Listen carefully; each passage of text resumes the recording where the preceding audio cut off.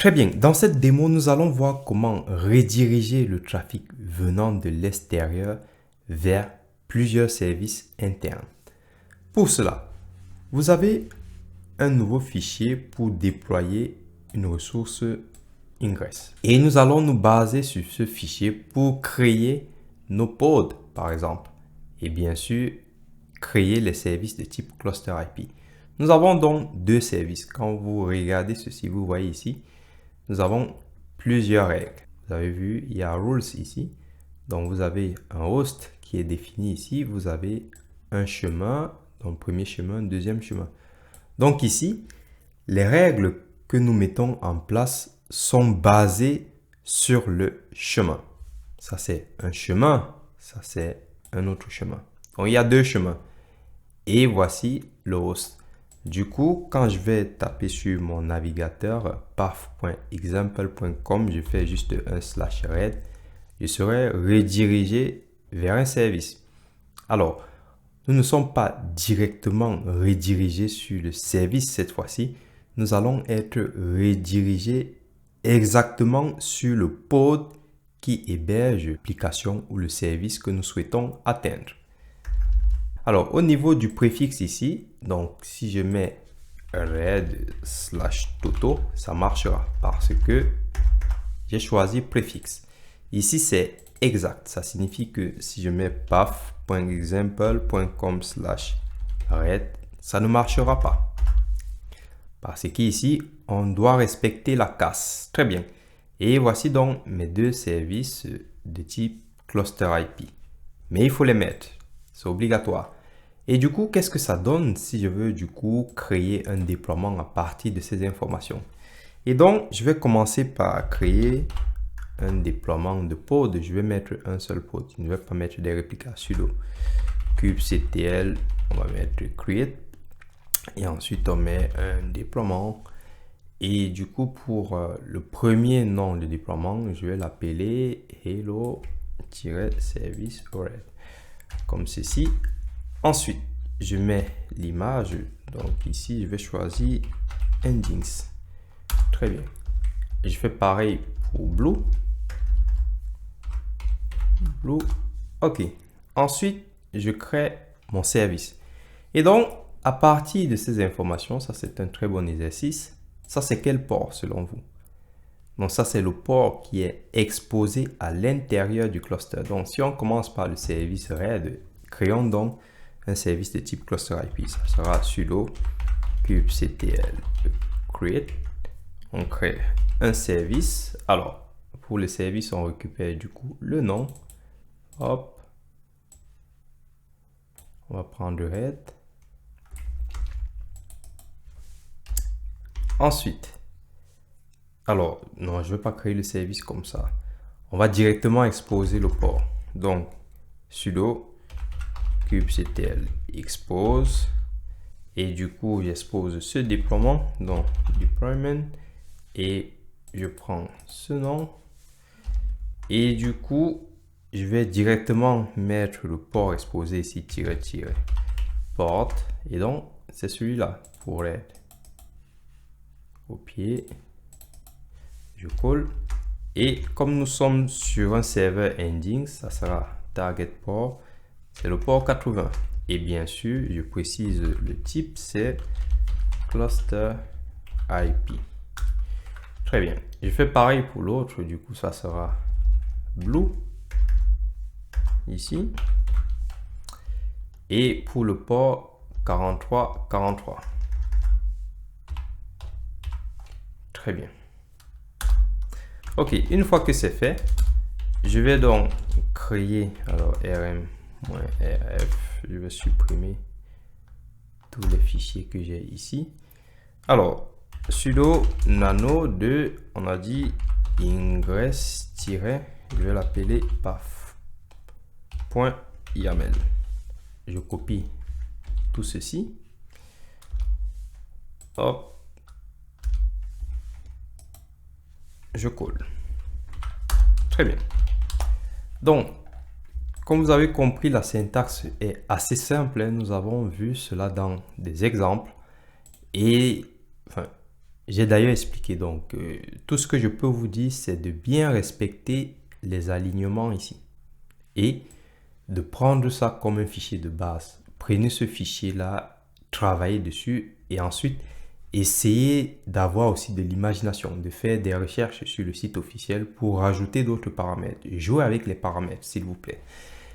Ok, donc je vais déployer ma ressource ingress. Sudo, on va mettre kubectl apply -f. Hop, voilà, c'est déployé.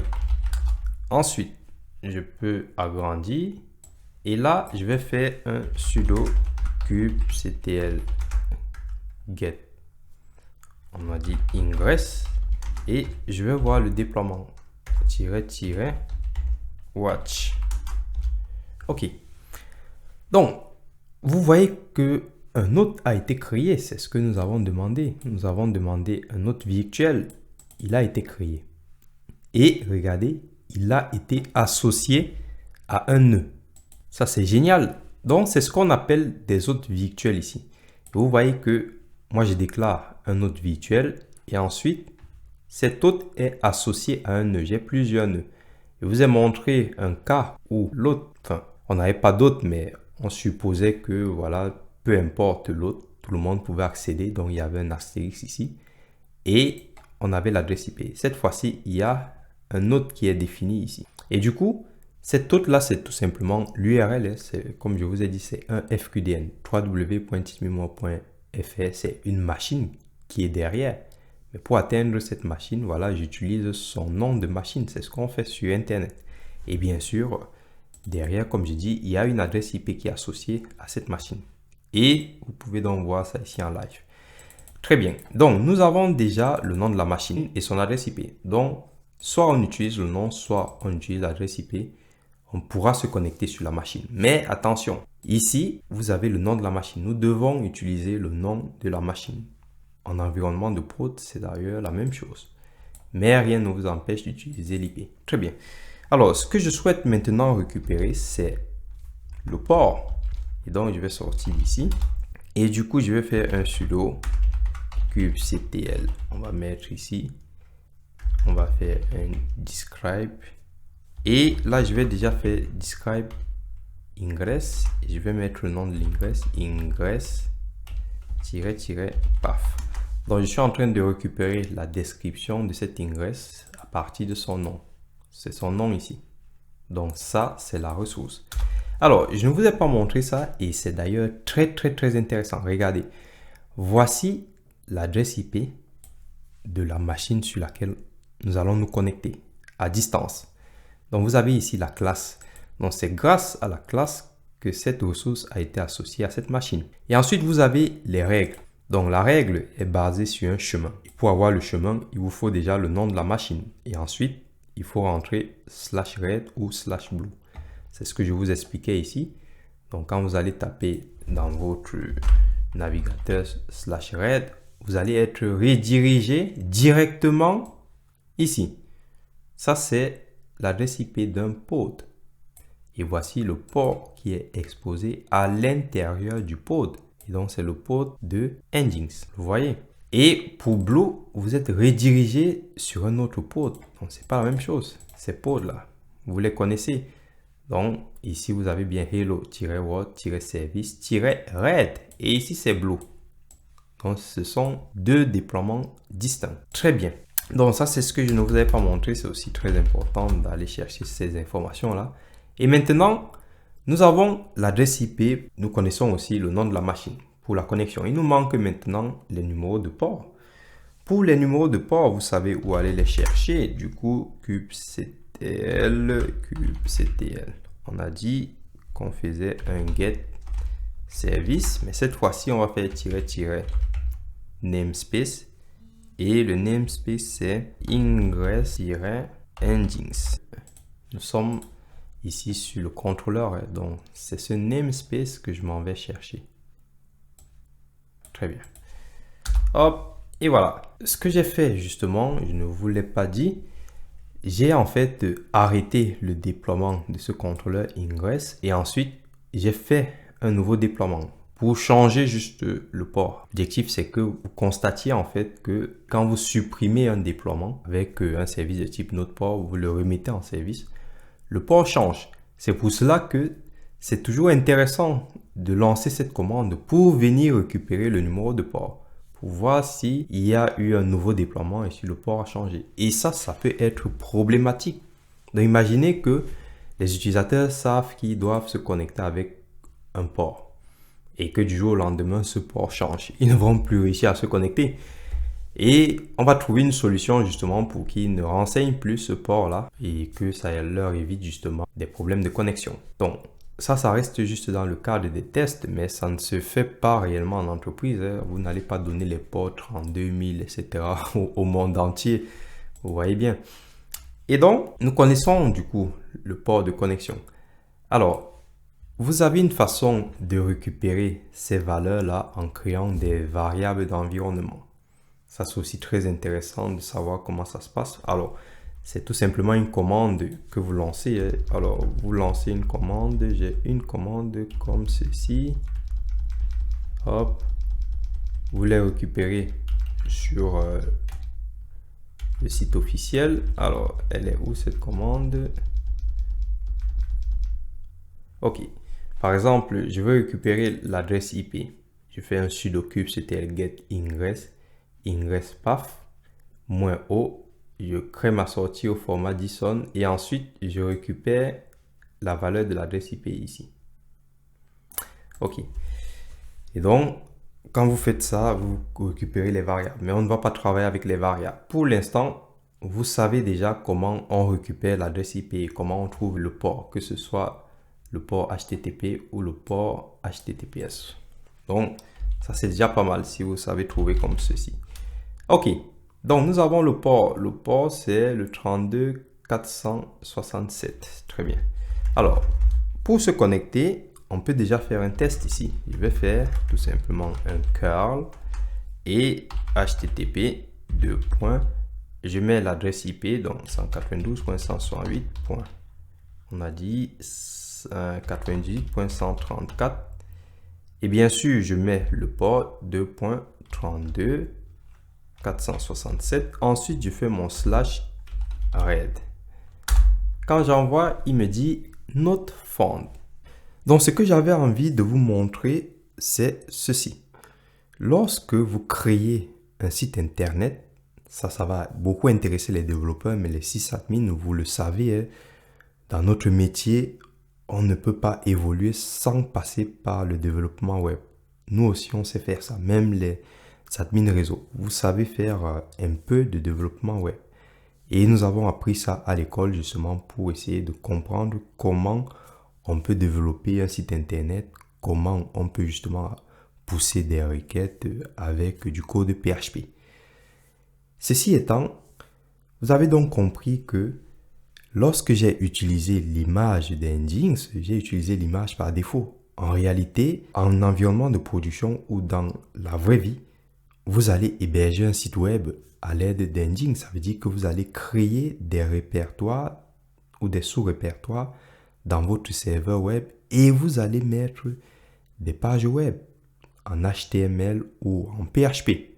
Donc, c'est la même chose. Ça veut dire que dans mon serveur Nginx, il n'y a pas un répertoire qui se nomme red. C'est pour cela que j'ai cette erreur-là. Tout simplement. C'est la même chose. Si je vais regarder, en fait, ce que je vous dis, c'est tout simple. Hein. Je vais aller sur le site de Teach Me More. Hop. Ce que j'ai fait tout simplement, c'est ceci. Je fais /red. Hop, j'envoie 404. Il n'y a pas de répertoire dans mon site web qui se nomme red. Par contre, si je fais ceci, regardez, quand on parle de chemin, je clique dessus. Regardez, vous avez vu Teach Me More / tous les cours. Ça, c'est un répertoire. Et c'est la même chose que nous avons fait ici. Et maintenant, je vais donc vous fournir une image qui a donc un répertoire qui se nomme red et qui se nomme blue. On va donc faire la mise à jour de notre déploiement. Donc, je vais copier ceci. mon déploiement est en cours d'exécution, donc je le mets à jour. Pour le mettre à jour, je vais donc hop, récupérer ceci. Je vais vous donner le code. Donc hop, voilà l'image en question qui va donc contenir le répertoire web. Hop, j'envoie. Qu'est-ce qu'il me dit? Sudo, bien sûr. Donc ça c'est pour Blue. Existe. Ok, bon, je vais directement le supprimer. De la même manière, vous allez supprimer les services que vous avez utilisés pour ce déploiement. Moi, je les ai déjà supprimés. Et donc, je vais créer de nouveaux services. Pour cela, je vais donc lancer cette commande. Parce qu'en réalité, l'image que j'utilise expose le port 8080 dans le pod. Très bien. Donc, je fais ceci pour Blue. Et je fais la même chose pour Red. Alors, pour Red, par contre, attention, Red, on a dit, c'est le port 4242. Donc ici, 4242. Très bien. Donc, c'est terminé. Et maintenant, c'est pareil, sudo cube get ingress. Ok, mon ingress est déjà en marche. Et du coup, je peux retester ma commande. Donc, si je fais un curl, bon, je vais directement tester la commande. Ok, de Blue. Alors, notre font ici. Très bien. Alors, vous avez maintenant un autre font qui s'affiche. Alors, la façon dont je teste mon URL, forcément, ça ne va pas marcher parce que, en réalité, mon service attend une en-tête. Et pour justement fournir l'en-tête HTTP, je vais utiliser ceci. Donc, je vais relancer la même commande. Bon, là, c'est pour gagner juste en temps. Hop, je vais refaire un curl comme ceci.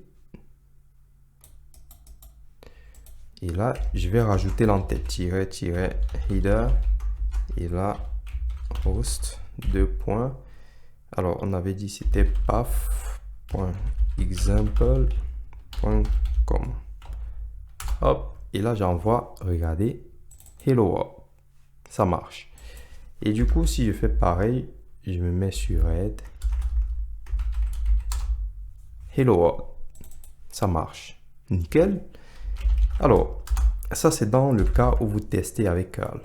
Si vous voulez maintenant tester depuis votre machine haute, dans votre PC de test, vous allez venir en fait, hop, on va venir comme ça dans votre fichier host de votre machine et vous allez renseigner déjà le DNS. Ensuite, vous ouvrez votre navigateur. Si on prend ceci, on va donc faire comme ceci. Alors, je vais reprendre la même chose. Je viens ici et là, hop, je vais copier juste ça. Copie. Je colle. Et du coup, si j'envoie comme ça, notre font. Ok. Alors, je vais me placer là et je vais faire http://path.example.com. Alors, petit problème.